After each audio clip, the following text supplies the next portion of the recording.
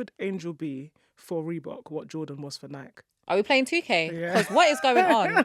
You are not going to school in this borough. It is not happening. Get me hype. This is a great series. No. Come and see moves. Co-owner. I think we're missing the part of Michael Jordan being like one of the greatest basketball players. Yeah, that's what I'm saying.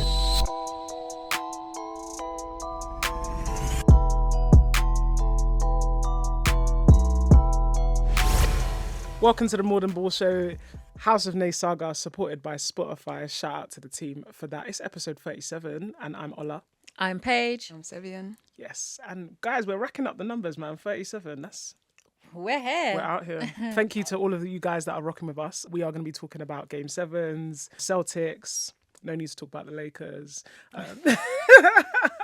And then a bit about the W as well as local hoops, because summer is here. Summer is here. Which means outdoor hoops is on the way. We're there. Yeah, so 3v3s, we'll talk about those too. But let's get into Game 7s. Which one do you want to start with? Let's talk about the Pacers and New York.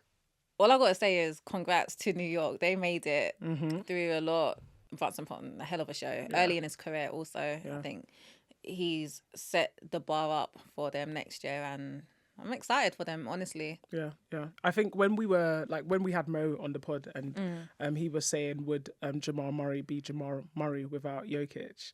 He can't be. Yeah, I was thinking I'm not sure. But actually, why are we not talking about Brunson? Bro, I said it in the other... Do you remember I said he's tough? Yeah, and I think I put him for most improved player, but I know that should be rated differently. But I was like, this guy, where did he come from?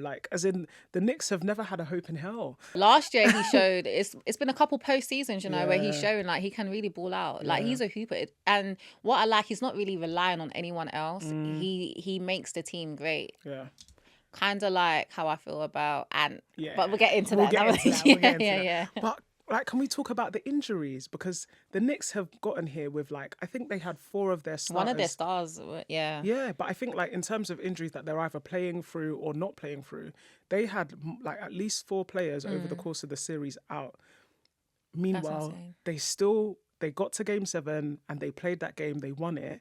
And the Pacers are there chilling with their full squad. Yeah, I believe a big chunk of the game of basketball is hustle and determination, mind over matter. And they really did prove that, if your heart's in it, you're in it. And that's what's great about what we're seeing in this postseason. A lot of teams that, let's say, New York shouldn't be there because of the injuries that they have picked up, they shown why they're there. Yeah, so I think... Yeah, the Bucks could learn a thing or two. No, it's true, because how much were in the first series we were there saying, oh, Giannis is out, calf. But then Dame is out, because he was out for 1 game or so, and they still won a game. Yeah. So they're showing that it's not impossible. Yeah. It's just the consistency. And I think it's also young players as well, because realistically, Giannis is the youngest of those 3. Brook was also out. I think he had a kid, or maybe he had an injury. But at some point he had a kid. But I'm just thinking about that. This time next year is an older team. Yeah, the Bucks. Yeah, that franchise equally one we can rinse in terms of what is the future of that. Giannis, we still love you. Yeah, we do, but you might not get another ring there. Definitely not. But I think to see the Knicks do this with that many injuries, it is testament to, like you said, hustle and determination. I think for the Pacers, I would say it feels a little bit like they've had quite an easy ride to get to where they've gotten to. You think so? I mean, when you think about the teams, let's look at the teams that they've played. Because I feel like they've... Do you think that, Sev? It's been easy, not... I mean, injuries-wise. They've played... Injury-wise, okay. Yeah, both the teams that they've played, they've come... obviously, they beat the Bucks.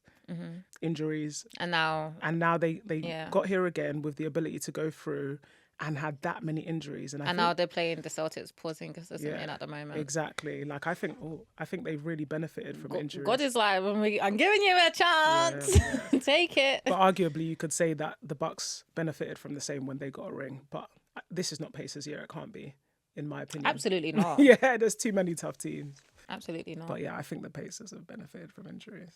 Well, with the game, it was a really great watch. I feel with the New York Knicks, they didn't really come out with the same energy as the Pacers. Pacers, one of the best teams in the league in terms of offense, and they were just they punched them in the mouth. came out fighting. They were up early. Unfortunate for Jalen Brunson, even got injured in that game, to just add to the already long list of injuries. And Pacers did really well. I think it's a shout out to the Pacers for how well they played as well. Knicks fought, so they can't really hold their head down, and they exceeded expectations for what they had to deal with. But also, I feel like the in-season tournament, I know we make jokes about it, Lakers being the champions of that, but the Pacers being part of the in-season tournament and getting that stage early on in the season, being able to be on platform, people speaking about it gave them a little taste. Giving them that playoff experience, and then a taste of playoff basketball in terms of having something to like raise the game, be on that stage where you got media availability and having more spotlight and pressure on So you. do you think if they hadn't made it that far to the finals of the in-season tournament, do you think they would be here today? Potentially.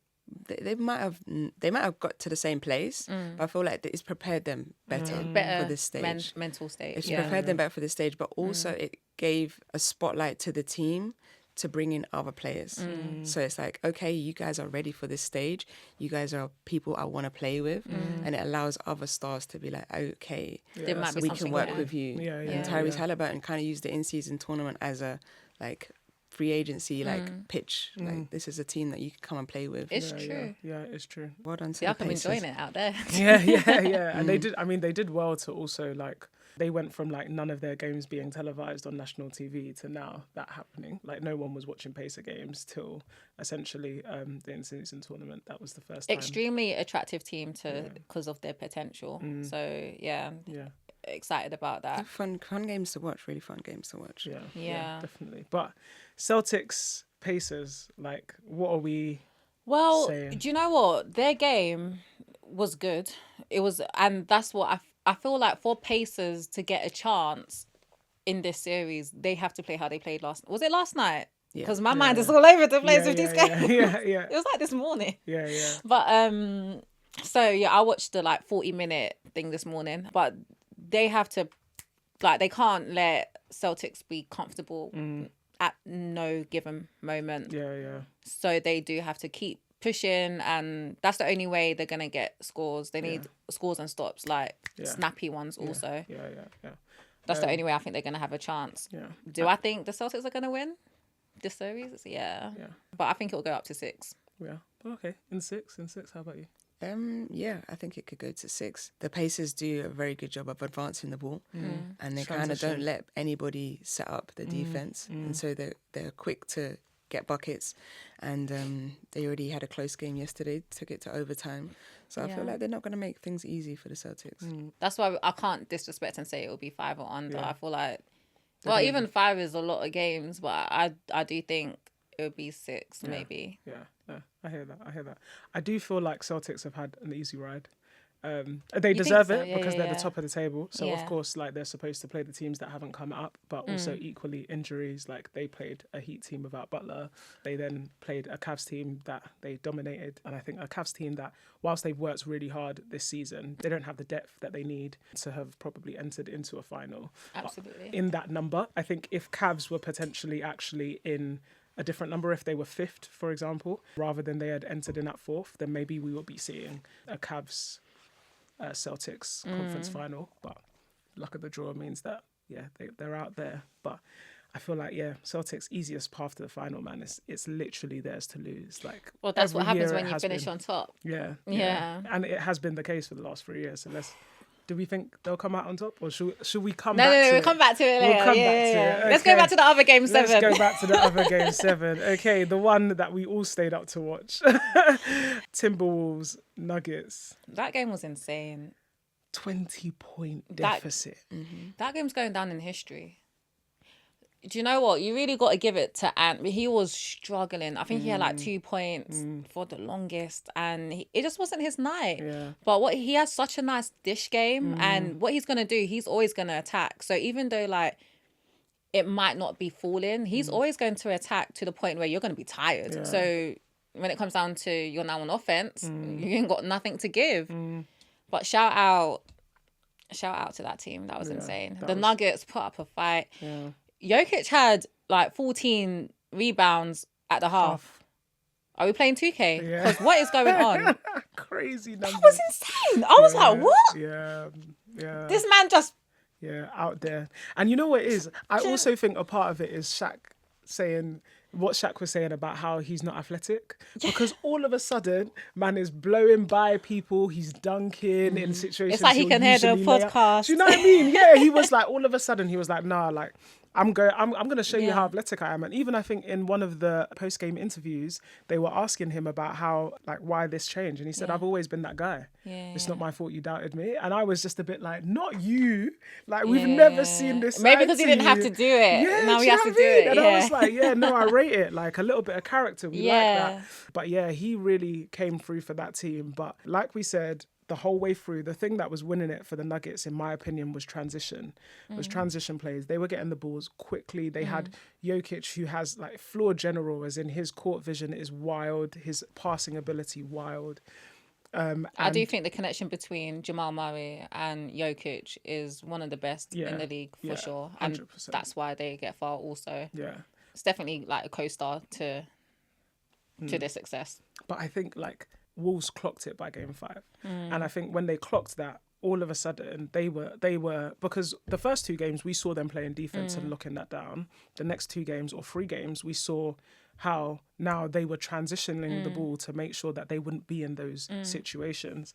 And then by game 7, it felt like they had clocked it. That they were like, you know what we need to do? We need to ensure that even if, just like you said, Anne can't get the ball, we're dishing it quickly enough. If they do set up, they set up. But like it changed that game. That game was incredible. I think, do you know what? Game 5 was a good game because it put the Timberwolves like in a shaky position. You saw like Ant really did struggle. And what I was nervous about when it came to game 7 is if the Nuggets do make quick adjustments, which they can, how quick could Ant adjust? Because it did take him a whole game in game 5 to adjust to those changes in how they play. They like spreaded the defense. So I'm shocked that he still held his head, and it just shows like characteristics of being a leader, of echoing to stay the course or what have you, because you down 20. I'm like, all right, and we in Denver, like, nah. and like I think by this point they're down 20, and Rudy and Cat are on free fouls. Yeah, they're on foul trouble. Because actually, realistically, the person who won that game was Reed. Yeah, Nas was a complete X factor. As in, like, he came on at in a situation where both of them, he came on when Cat was on 5 fouls. And it was that silly foul that he made. And then he had to, so he subbed on for him. And then in that situation, Cat was the only person that they felt could hold Jokic. Because in that double, like that pick and roll, they were doubling Ant-Man. So then having Rudy in that situation, you're not going to get the best offense. He held it good, but you would prefer Cat in that situation. You get more of an opportunity. Yeah, so it was a big L when that was happened. Where it was. Yeah, and then you had Reed come in and not only hold it down defensively, he stole the game, but was then doing end-to-end offensive rebounds, like the putbacks. Do you know what I mean? And I feel like that confidence that he brought, the way they were able to, like, I guess, like, stop the bleeding, meant that when Cat came back on with 1 foul, the point in time I would say that they called game was when Cat got that put back. At that point in time, it was like, yeah, we can take this. I think that's when they were like, we can take this game, because that putback was crazy. And it was like, yeah. As in, where is your defense? Like, what happened? It was an incredible third quarter from the Timberwolves to come back and really show their defensive power. And then they came back. They had their players Rudy, Cat, Nas, Jaden McDaniels, and we got Jaden McDaniels. He was playing well from the get go, from the first half. And Ant's always said when Jaden McDaniels has a great game, like they feel like they're gonna win. And so he's always been a little X factor for the team. And to see the resilience for them to come back 20 points down against the defending champions at home in a game 7. The Timberwolves got a bright future, and going into the next round, I feel like their confidence is skyrocketing. Sky high. I want them to win. Yeah, the whole thing. Same. I want them to win the whole thing. But you know what? This Mavs and 7 games. I want it to go 7. I think it has to go 7. I can't stay up for 7. It's just too late. But do you know what? It is so late. But I want them to win so bad. But what Kyrie's currently doing, he's owning his position, kind of like what Kat's doing. And Ant really wants to defend Kyrie. Like, he likes the big stars, the people he look up to. But I don't think he can do that for 7 games and still give the juice on the offensive end. So I don't know. I think this is going to be tough. Like, I feel like they're basically going back to back with dynamic duos, because they. Kyrie's skill set is still unbelievable. Yeah. So is Ant-Man, but then you got Luka also, who is playing hurt, but he's playing so well. You wouldn't even think. Yeah, that he's playing hurt. Yeah, as in the change between the first series and the second, you can see that he's adjusted to what it is. Yeah, exactly. This is his body right now, and he's dealing with it. But I guess I'm interested to see, like, are we gonna, because right now it feels like we've transitioned, like this year we transitioned sort of out of the year of the dynamic duo into potentially the triple threat position again, right? So we had Kat and Rudy on this team, but we still have dynamic duo in Jamal Murray and Jokic. They defeated that, and now you're stepping into a 3v2 again in terms of Kyrie and Luka, and I feel like we're entering back into that age of the triple threat. So I think they could have an edge here, because I really do think that between those two players, defense is going to win this game. Like, I think there is a chance. And one thing the Timberwolves have is defense that definitely helps for them. They especially, have depth. Yeah, but they're so long also. Like, in regards to wingspan, like, if they put their hands up, like, I would never throw the ball inside. Do you know what I mean? The Mavs have also got great defense, and so there's going to be a battle. Great. I think in the last 20 games of the season, Mavs were like number 1 in defense as well. So it's going to be interesting to see how they counteract each other's moves throughout the whole series, and that's why I feel like it's going to go to 7. Yeah, and I guess just like you said, it's going to be that quick adjustments that they're going to have to make. That actually you thought they were going to do X and they're doing Y, and how are you going to? It's very nerve-wracking. Yeah. I genuinely want Timberwolves to win, even though, like, Mavs, I have just as much respect for them. Do you know what I mean? But it's just something about the Timberwolves. You have to be excited. I actually want them to win the whole thing. Yeah. I feel like they're the underdog in all of this. That's the reason. I think that's what it is. Yeah, like they're given, like, how did this even happen? Yeah. And so you just really want to get behind them. Yeah. And I just think, and in terms of his leadership ability, how he stepped up to the plate, how he's presenting himself as, like, I guess, like, the witty yet considerate player is he's bossing the press conferences. Like, when Barkley was like, I haven't been to Wolves in however many, bring your hair. As in, like, that saying, balance, like, I think he's dominating it. It's a fun character. Like, you love how he is off the court, and then he's so serious but fun at the same time on the court. He's enjoying what he's doing. And he's bringing his teammates. He's showing, like, you don't have to look crazy, like, when you're doing this. You can actually smile when you're doing this. Yeah, he's giving Luka magic. Yeah. Like, literally, I would say, like, they're presenting sort of the same character, maybe a bit more affinity to Ant, just because he's American. But right now, at this point in time, like, they're the same energy. Like, just I love it. A whole lot of joy when they're playing. It's going to be a hell of a series. Yeah, popcorn for that one. Yeah. Definitely. How are you going to stay awake? I stayed up for the both of the games. I'm shocked, but how are you going to stay awake for this whole series? I won't be up for the whole series. Like, but majority. How did you stay awake for the 2 game 7s? I napped before, like you said. Did you nap? I took an hour nap. Good energy. I don't know how Sofian stayed awake. Sofian be the first to sleep. To be honest, I napped, and then I woke up at 1. And I was like, I could do 15 more minutes. It's not that deep. And then I woke up at 1:30. It was half time, and they were 20 points down. And I was like, what? Like, oh my gosh. Yeah, I had to go and sit down. I started watching the game, and then I was on the phone. Guy's talking to himself as I'm sleeping during the half. And then I wake up, I'm like, no, I'm here. I'm here. I'm in this. I'm like, bro, did you not see the comeback? And I had to go back. Predictions, yeah. Yeah, who's taking it? Timberwolves. Yeah. Couldn't tell you when, but don't want a game 7 too long. Yeah, fair. Want them to rest, ready for the Celtics. Well, I want whoever comes out the West to win the whole thing. So I don't mind if it's the Mavs. I don't mind if it's the Timberwolves. So I would like to see 7 games just because I like both those teams. However, I don't want them to be too beat up for the finals. Yeah. So, it's tough. Either Mavs or Timberwolves to win the whole thing. Yeah, I think either could take it. I feel like I agree. But I do think it's going to have to be 7 games because I think they're going to... No, too long. I think they're going to battle. The Celtics going to be there chilling, sleeping, spa day and everything. Literally.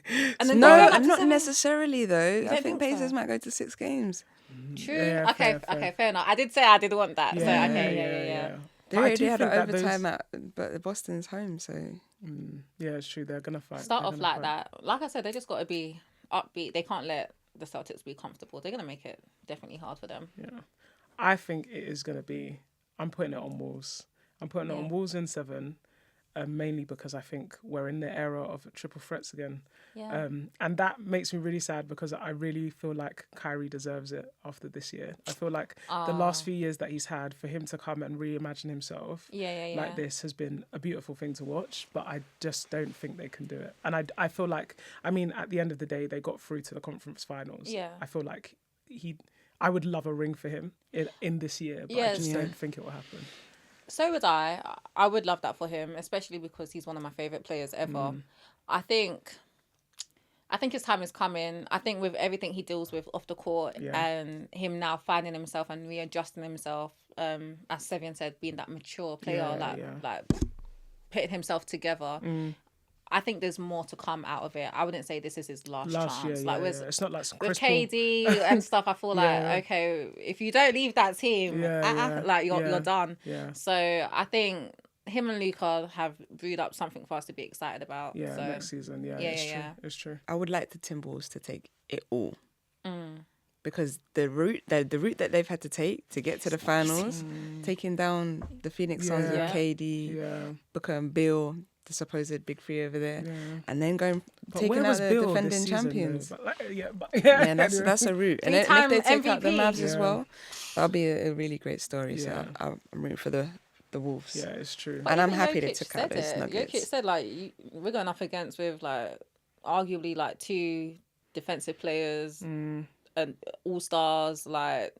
They're tough, and he gave his flowers to them. I'm happy about that. Yeah. He respects it. He went trying to. What did AD do? 2 words and out. Yeah, do you know what I mean? When meanwhile was saying that he should have been Defensive Player of the Year and was the reason why both shots were not well defended. Both buzzer beaters were not well defended. What a clown. Anyway. Who's that? AD. Oh. Yeah. One of your friends on the Lakers. Yeah. Just zoned out, man. Yeah. So, conference finals. So we're saying Celtics and we want Wolves. I would like the Pacers to beat the Celtics. That would be a big turn. I would love that also. That would be wild. That final, Timberwolves versus Pacers, wow. Yeah. Because everyone it's transition. Is watching that. Yeah. It's transition that basketball is a fast versus game. That's transition basketball versus defense. That is basically the Nuggets without Jokic. That's what that team is. Do you know what I mean? I didn't think about that. Yeah. Yeah, but they have, it's exactly the same level of basketball, just in a different way played, in terms of not someone as big and dominant inside, but still that level of speed. I just want Ant to chat his shit. That's all I'm excited for. Get me hype. Get me hype. Yeah. This is a great series. This year of basketball. Honestly, top tier. Yeah. Top tier. Because I think this beats probably the last few years of series. Yeah, I don't think I've been this excited. Yeah, even when your team was in it, I don't think I've been this excited. This is exactly what you said. You were we've not had 2 Game 7s at this point in time that have been that we've wanted to watch that much. There's this much excitement in the semis. This is a great series. Great series. Yeah. NBA, well done. Well done. It's Paige from the More Than Ball Show. Make sure you like, comment, subscribe, get active. So, speaking about exciting basketball, our little local superstar is doing superstar stats. Yeah. We not even little, big superstar. Big superstar. Yeah. Tell him. Yeah. Putting up numbers in the W. Double. It's a career high. Yeah. And she's just been a leader out there. Yeah. She really is. And Caitlin's echoed it. Yeah. She mentioned that in the post game, but showing that leadership on the court. I think she's leading the team in steals as well. She's getting minutes, like increasing each game, but you can just see how she's just like that maturity on that team. And when she was first out there, she was young. And she got a ring, but she was like a rookie, like she was quite young. Yes, Tammy's been putting up. I also think that, like, obviously the coach, I'm not sure if you saw the press conference with the coach, but she was also talking about the leadership role that Tammy's been playing. And one of the things that she said was that they were having a conversation about how they want to make sure that Indiana Fever are a team that are looked at like Connecticut Suns. And they were like, we want to be playing in the big leagues. These are the teams that we want to be comparing ourselves to. And apparently Tammy stopped the conversation and said, these are the teams that we are like, as in like, when there's no work to get there, we're already there. We just got to show it. Like that was a coach that she was correcting. And the coach was like, she's taken over the space in terms of the leadership, and they're really grateful for it. And when I saw that, I was like, go you. It really shows the maturity. You know what? Temmie's really been like that from God knows how long. She's always been in a position to make people around her better, and she doesn't shy away from that. So where she can help, she would. It don't matter if you're a coach or therapist or what have you. If she knows that she can bring something to the table, she would. You know what I mean? She doesn't shy away or be lazy around that. She's big on act of service. Do you know what I mean? She's on that. Very, very grateful to have her in the women's league out here, and little girls here are now watching the WNBA. Do you know what I mean? Seeing someone they were just so close to watching. So we love shout out her. Yeah, grow the game, man. We see you. Yeah, we see you and that team. Because I feel like like we're seeing a lot of media coverage of that team, and Caitlin's getting a lot of bad media coverage. Like I do feel for her. I do also, but what I do want people to understand though is that what DT was saying was like it was valid. It was valid, but it should be valid for everyone. I think for a guard it's a lot harder because guards are a lot more aggressive. In the sense of like you can get away with bare shit, whereas when you're in the post, the refs are looking for everything. Do you know what I mean? So Asia and that, it's more of a smart play, whereas people just gonna come at you like a brick wall when you're a guard. And I think she's handling it well. I think she's got the right people. She's got Aaliyah around her. She's got Temmie around her. She's got the right people to keep in the right headspace. But I think people need to give grace to this girl. Like, let her understand that she's just a rookie. Do you know what I mean? Yeah. And the reality is she's playing 32 minutes. 32 minutes. As a rookie. I think that's also part of it. Like, people aren't seeing the whole picture because you're not getting rookies playing minutes like that, realistically. No. She's playing a lot of minutes. But they've already improved a lot. They've been playing for 22 days and they've already played 4 games, haven't had much practice. She's got all the attention, spotlight, the weight of the shoulders of the whole league. And you can already see the adjustments and the changes and how she's been able to adapt to it. And in the last game, Kelsey Mitchell came back. And you could see the difference having another guard that's able to just like bounce off of her. Definitely made a difference, and I feel like that's going to help make like those adjustments for her going forward as well. A really good game. And they were right there with Connecticut Sun, who are one of the best teams in the league as well. So it's good to see those adjustments. It speaks to how hard they've been working, definitely, and how hard Temmie was working on her double-double. Getting rebounds everywhere, putting them back up. She's got a nose for the ball. I'm excited to see her go up against Cardosa and Camilla. Camilla and Angel. I want to see who's getting the rebound in that situation. Temmie. Temmie ain't gonna let these girls punk her. What's great about Temmie is that she's very slim, but yet she's very strong. She uses her body extremely well, almost like KD. You know what I mean? Like she's not your typical like big that's big. Do you know what I mean? So she's skillful, very skillful. Footwork. Can guard guards 2 to 5. So she knows what she's doing. She uses her body well. So I think she's gonna get rebounds over Camilla. And Angel ain't touching her. I love Angel, but when it comes down to Temmie, you don't touch my Temmie. You know what I mean? We're gonna take it there. I'm excited to watch this game. Guys, if you're not locked into the W, you need to be locked into the W because. It's a time. It's exciting times. It's exciting time. Caitlin Clark got a Wilson deal. Sick. Yeah. Sick. I didn't see the details of the deal. Like, I don't know, like, the financial figures of it. Anyone know the numbers? Don't know the exact numbers, but like Paige mentioned, it's the first time since MJ. Yeah.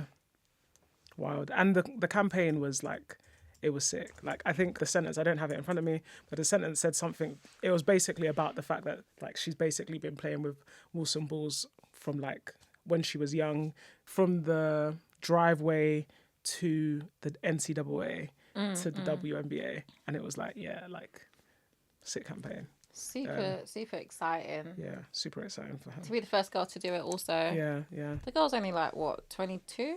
Yeah. 23? They're young. Yeah, super exciting. Yeah. Happy for her. Yeah, definitely. 22 years Love to old, see yeah. it. Wow. Yeah.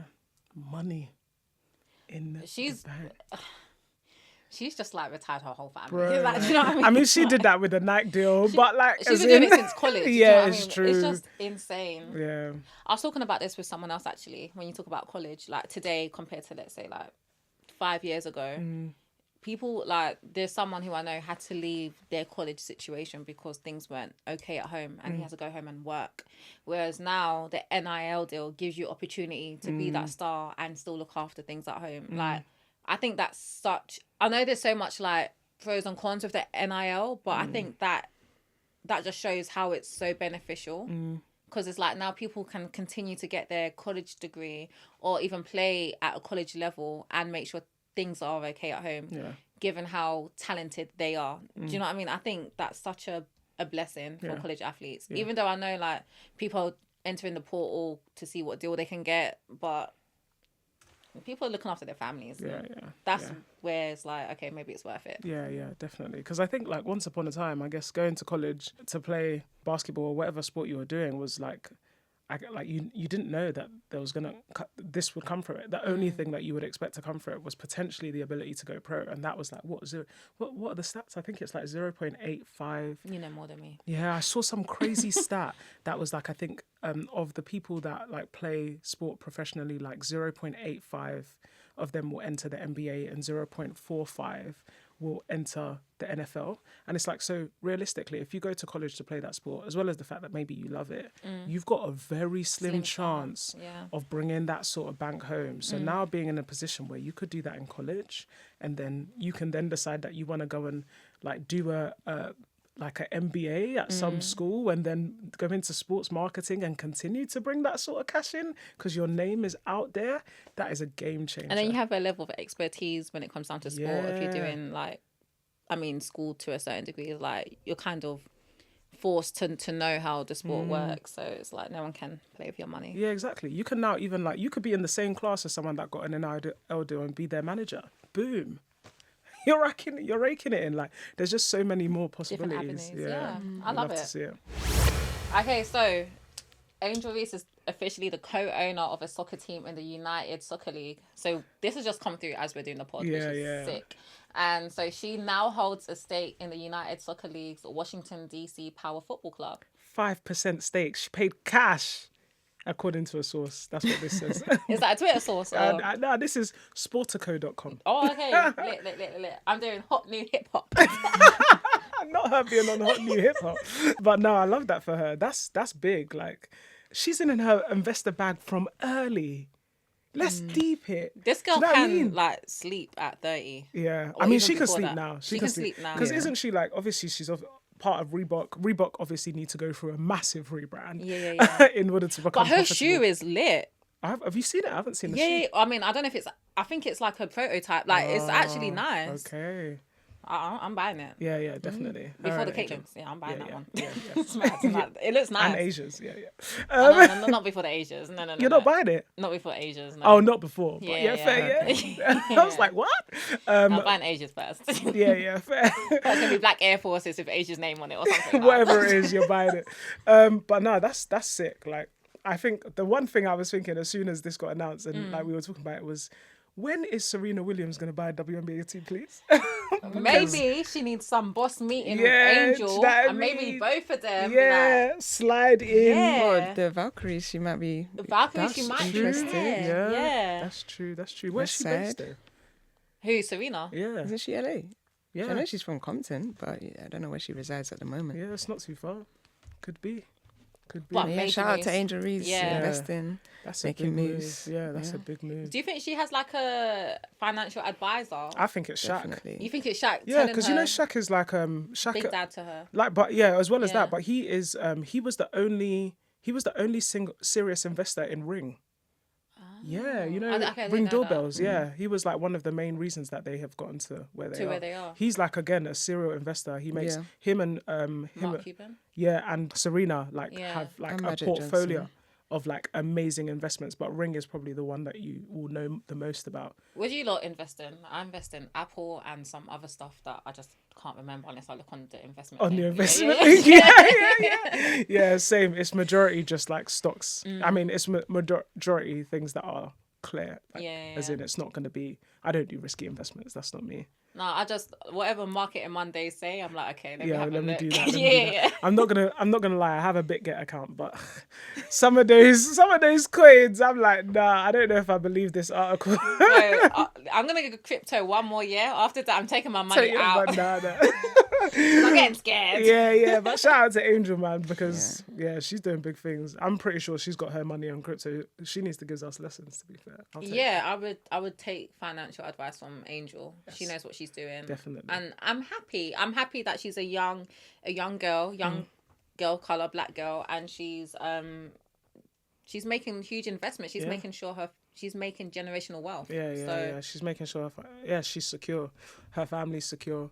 And I think she's also like, I think what's also beautiful about it is that things like this are starting to put her in positions outside of the W. And make the W even more reputable. That actually her name is consistently in the media, whether that be that she's at the Met Gala or she's on stage with Meg. She could be under 30. Yeah, it's possible. Could be. Angel, you see what you've done? Yeah, because actually, if you think about it, like, could Angel be, this is a question, right? Get us at us in the comments. Could Angel be for Reebok what Jordan was for Nike? No. I mean, I don't. What? No. No, but I mean, for not that it's going to create the same legacy as Nike, but could she be the thing that redefines that brand? Because But do we hold it at the same standard? No. But that go to. Yeah, because what do Reebok have right now? Respectfully, Angel. Exactly. It's possible. Like, it's not that it's ever going to compete with Nike. We know that. Okay. But actually, could she be essentially the resurrection of this brand? Yeah. It's possible. If she keeps moving like this, but I do think, honestly, yeah, okay, because maybe the better comparison is she basically Steph Curry brand for Under Armour, because we know that that's not necessarily a big. It's not on par with Nike, but actually she has the ability to potentially do that. Yeah. I think we're missing the part of Michael Jordan being like one of the greatest basketball players. Yeah, that's what I'm saying. time. She has to fair. like step up her game. That's a really good point. Like, I'll humble myself. Okay, I'll take. no. That's what I was like. I don't think so, because it's like MJ. Like, did you know what though? Because I was thinking what Seb was saying. Yeah. No. It's a What wrap, Seb guys. said- Thanks for joining the pod. Yeah. Great chat. No, what? 5 minute notification. What Seb was saying though was facts, because that's what I first thought. But then I'm thinking the presence of lifestyle look today is so big that maybe people will just like it because it looks nice. Because Jordan's already set like on top of the hierarchy, like, right, if it looks attractive, we'll buy it. Do you know what I mean? Shaq was one of the best players also. Like, you know, I'm not wearing Shaqs. Yeah. So it's like, and they're sold everywhere. Yeah. So maybe it could be a possibility. Yeah. At the same time, her skill level on the court might have to match it. But because of the presence of like people on Instagram, it's such a digital world and people always checking what people are watching. Who knows? It's a different era. Yeah. Who knows? And that's why I said, not here for it, but I understand why. Could she be for, like, not to the same level, but could she be this for that brand? Because right now, just like we said, Shaq couldn't be the face of that brand because I'm not wearing any of the clothes that he designs or the shoes that he creates. But I'll buy hers. I'm buying her shoes for sure. I'm buying her shoes. Yeah. If she comes out with little retro, little Barbie pink, Reebok things, like I'll wear that also. Yeah, do you know what I mean? Yeah, I'm getting the t-shirt, everything. Hoops Fix Classic is this Sunday. Yes, it is. Excitement. Sponsored by Jordan Brand at Crystal Palace. Yeah, year 10. Yeah, 10 is a special one. Yeah. It's extremely special. Shout out to Sam for Yeah. holding it down. Always. We need him on a show. Yeah. We're going to bring him on. Yeah. Maybe after this episode, Yeah, bring him it's on true, next it's true. couple of weeks. Yeah, I think it's just a testament of the hard work he's done for UK hoops. Because without Hoops Fix, what do we know it to be? Yeah. In America, you got Ball is Life, you know, you have all these different platforms, but here we have Hoops Fix. We have Des Rules now. Yeah. We have different platforms, but Hoops Fix is where it started to Yeah. give everyone else the chance to be Yeah. like, oh, maybe we can make this work. Yeah, so yeah. I think it's also like, as well as that, it's like having someone that could have done it before, like the visionary as part of it, just allows you to then be like, okay, I can create my niche in this. Because once upon a time, basketball was a sport that no one knew that other people played. Do you know what I mean? Like, unless you were part of those small communities of where people played it, it wasn't really a sport that, well, I don't know about you guys. You guys grew up in South. I grew up in East, and my school was in Essex. No one played basketball at my school. Like, it was just not a thing that happened. And so then, and I lived in Barking when Sam was doing this with Barking with his Abbey. little camcorder. And I wanted to go to Barking Abbey so bad. I wanted to play basketball so bad at Barking Abbey. My parents was like, you are not going to school in this borough. It is not happening. And so I got farmed out. You had to be a doctor. Do you know what I mean? Exactly. I'm a lawyer. Is that not what I studied? I got farmed out to a school far away and then ended up having to play basketball in Brentwood. Which is not the worst thing. Yeah, Brentwood Fire were decent, but it's not Barking Abbey. Fair enough. But I say all of that to say that, like, the idea that basketball went from a place where, even though it was big in certain boroughs, it wasn't big in London, and now it's got so many avenues to how people can find niches in it. It's because of Sam. Absolutely. Shout out to Sam. Absolutely. Yeah. He's definitely helped with my own growth off the court and what I do now. So yeah, I go to him for everything. So absolutely. Yeah. Great work. Yeah. He's living in his purpose. Yeah. Yeah. And you know what? It gives everyone the opportunity to know, like, to actually take the route and do what you want to do and live in your purpose. Because some people try and play it safe and don't explore out and, you know, try things that you may like, what you don't like. A and B test it, really. See what works well for you. Hey, corporate speak. A-B test it! Drop that in there. Like, I was like, is it? How many of those marketing campaigns have you been doing? Too many. Season done. But honestly, though, it gives everyone an opportunity to see, like, if I'm not playing basketball, what can I do around basketball?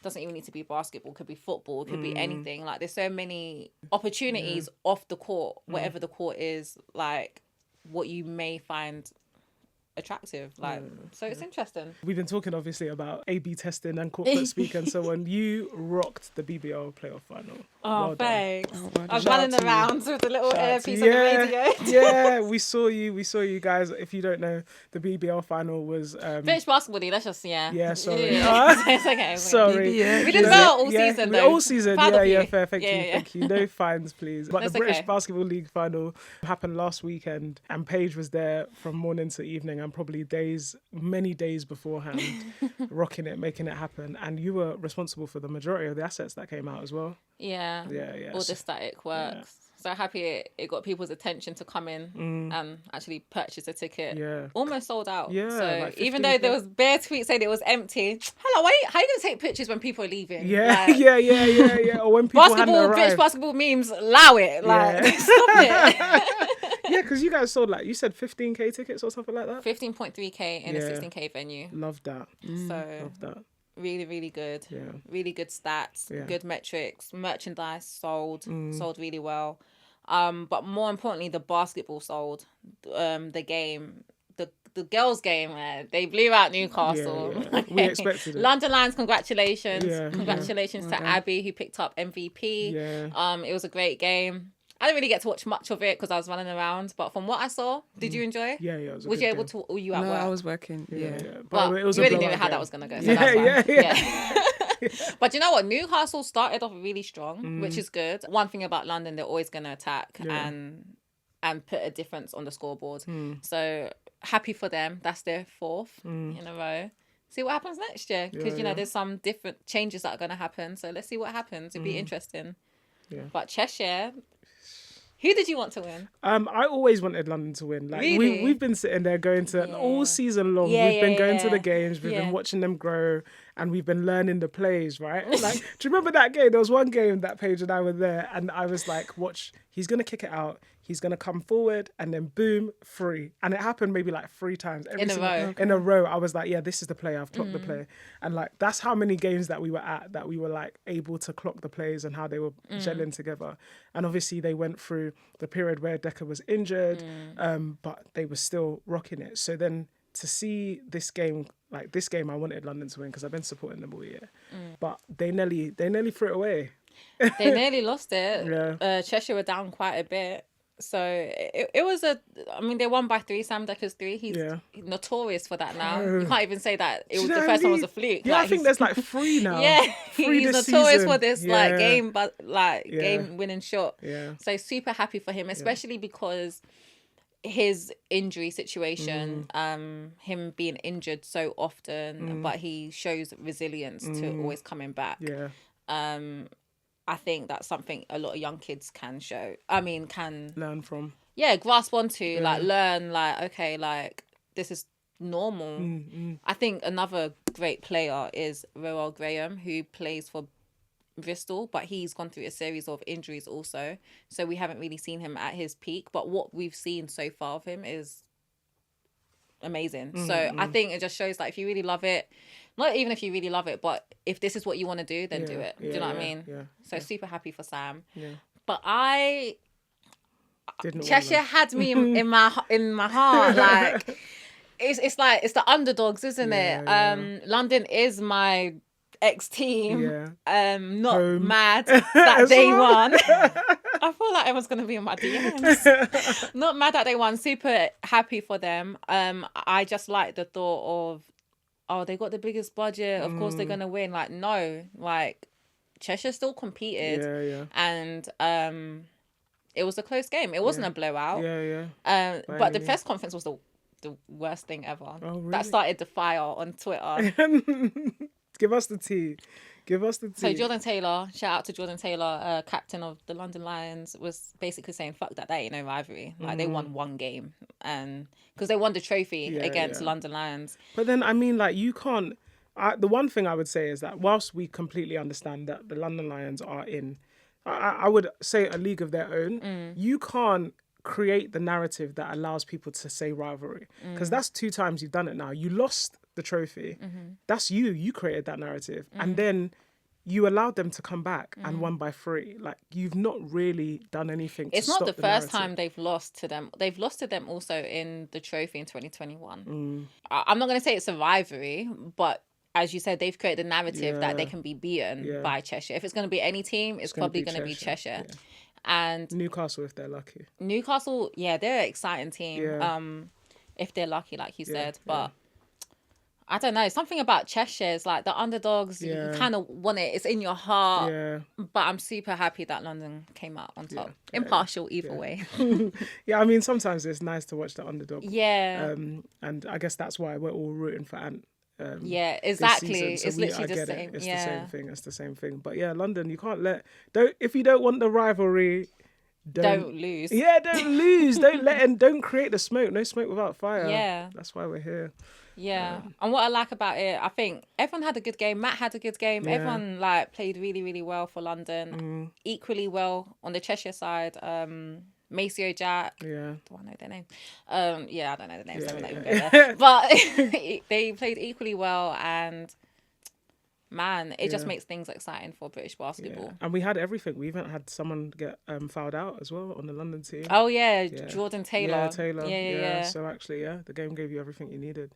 Only thing it missed was an overtime, and that is because I just have to say it, right? That final play from the Cheshire team was woeful.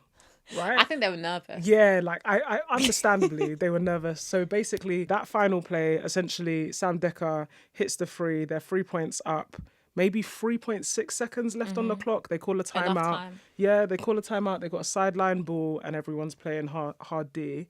And in that situation, they basically had a corner opportunity. It wasn't even a free corner opportunity, fadeaway shot, air ball.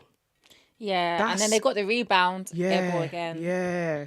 That's bad. I know. Do you know bad. what Sam Decker's winning shot was like? Remember when Cheshire played Caledonia? I saw the. Yeah. It was the comparison. It's like the same situation. Yeah. You get to the final and you lose by 3 again. Ben must be pissed. Do you know what I mean? Yeah. He must be so pissed. I feel bad for him. It's like, what the fuck is wrong with my team? Yeah. Why are you helping over there? Who helps over there? And it's just, oh my gosh. That's what happens when you get too excited. You try and do everything you can to save the game, then you end up making it slip. Yeah. It's unfortunate, man. But shout out to him, because this is probably like one of the teams that have a low budget, and look what they've done. Yeah, do you know what I mean? It just shows talent over money any day. Yeah. 100%. So shout out to them.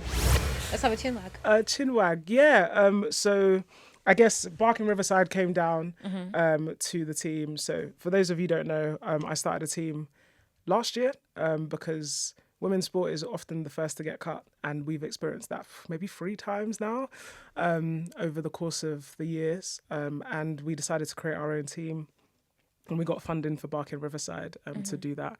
And they came down and interviewed us. And it was really helpful, because actually by them doing that, it means that it can get out there. We can now start getting more women to come to community sessions, because the dream is really to have more women at the community sessions than we do in the team.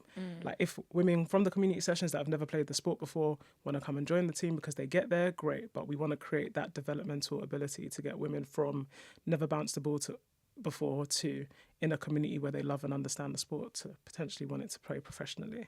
And I've done this before. I've done it at Tower Hamlets. So I did it with Trojans. Shout out to the Trojans team. They now also have a Met League team. But it's really beautiful to see that we can do that in Barking and Dagenham as well. Well done, first of all. And how challenging was the whole process? So, I mean, to be fair, like the Barking Riverside, like BRL team, they're really helpful in terms of like how you apply, what you need to put through, and so on, the sorts of things that they want to see. So the process itself was really clear. I think the process of starting a basketball team, however, is not fun. It's expensive. It's a lot of legwork, but connections really get you through. And we had quite a lot, luckily, from days of playing at Youngbloods to different people that we've played with and so on, meant that we got court time for good rates. Shout out to Stephen from Youngbloods. And we got donated kit. Shout out to Caroline from Youngbloods. I mean, I don't know if she actually donated it or I kept it, but I'm thanking you now for me having that kit. And all those things just meant that we were able to continue. And actually, we even had donated kit from the London Lions. Remember I showed? I sent you Justin Robinson that I thought was yours. So yeah, like it's great to see, and I'm really excited for next season. Hopefully we get Coach O down to one of these as well, so he can talk more about the journey, because he has been like a pillar for that team. Like, he's a great coach. This is the Winning Wilsons. Yeah, Winning Wilsons. Yeah. He is a great coach. So shout out to Coach O, because he saw the vision and like, he believed. He stuck with it. Yeah. Amazing. Yeah. All right. Guys, we've been More Than Ball Show. That's a wrap. Catch you on the next one. See ya. Bye. Bye.